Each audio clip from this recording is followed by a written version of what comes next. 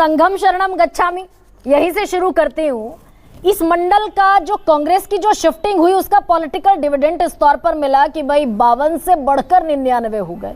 उत्तर प्रदेश में समाजवादी पार्टी के साथ आए तो 33 घटकर बीजेपी आ गई 33 पर। अब ये सवाल इसलिए महत्वपूर्ण है कि खुले तौर पर संघ का सपोर्ट योगी आदित्यनाथ के साथ है, लेकिन ये कमंडल का जो नैरेटिव है ये आज भी उतना ही डीप पेनिट्रेशन करेगा क्या, जैसे हमने 90 के दौर में देखा, राम मंदिर और राम आंदोलन के दौर में देखा, या अब संविधान का नैरेटिव, जातिगत जनगणना का नैरेटिव, ओबीसी एससी एसटी के हक का नैरेटिव ज्यादा बड़ा हो गया?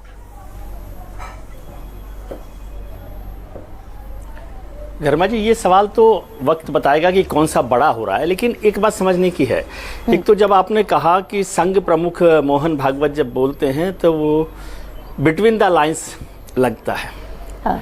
उसकी एक वजह है, बिटवीन द लाइंस इसलिए लगता है क्योंकि हम हमेशा उनको पॉलिटिकल एंगल से उसको समझने की कोशिश करते हैं। होता भी है क्या सर? नहीं है कि समझे हम ना समझे, होता भी है वो जो बात कर रहे हैं वो स्ट्रेट है। होता भी है सर क्या? ये सिर्फ समझा जाता है, वो तो अपनी बात कर रहे हैं, जैसे हिंदुत्व की बात। नहीं वो सच्चाई है, लेकिन मैं कह रहा हूँ कि वो अपनी बात कह रहे हैं, हम अपने तरीके से देख रहे हैं, उसमें भी दोनों में कोई बुराई नहीं है। मैं कह रहा हूँ हिंदुत्व जो उसका, जैसे सुकेश जी ने भी जिक्र किया, राकेश जी ने भी जिक्र किया, हिंदुत्व का एजेंडा संघ का एजेंडा है, इसमें तो कोई शक नहीं है। और लेकिन उसमें फर्क क्या है कि वो इतनी जल्दी बदलते नहीं अपने नैरेटिव को। आप राम मंदिर आंदोलन की चर्चा करेंगे तो राम मंदिर आंदोलन में जब बाबरी मस्जिद का ढांचा गिरा, जो भी आप ढांचा कह लें, फिर यहाँ पर कोई विवाद होगा, विवादित है, बाबरी मस्जिद है, जो भी कह लें, उसके बाद उत्तर प्रदेश में सरकार हार गई। उत्तर प्रदेश में सरकार नहीं आई भारतीय जनता पार्टी की, और उसके लंबे समय तक सरकार नहीं आई भारतीय जनता पार्टी की। लेकिन अगर आप 93 का जिक्र कर रहे हैं, 90 के बाद चुनाव हुए, 93 में सिंगल लार्जेस्ट पार्टी बनी भारतीय जनता पार्टी। ये अलग बात है कि कांशीराम और Mulayam Singh Yadav single largest party थी, लेकिन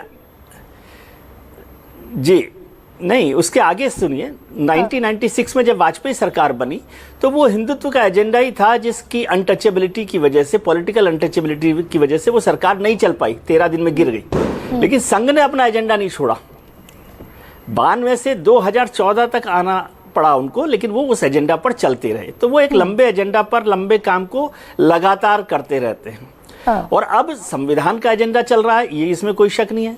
राहुल गांधी जी ने, इंडिया ब्लॉक ने जिस तरह से किया, उसका हमने नतीजा लोकसभा चुनावों में भी देखा, और मैं हरियाणा के चुनाव को भी देखता हूं कि भले ही भारतीय जनता पार्टी की जीत हो गई हो, लेकिन कांग्रेस ने बड़ी मजबूत परफॉर्मेंस वहां पर की है। वो सीटों के हिसाब से आपको कम ज्यादा लग रहा हो, लेकिन वो नहीं हुआ। 49% उनका। तो विजय जी कह रहे हैं वक्त बताएगा। विनोद शर्मा, उनकी हार को थोड़ा सा बड़ा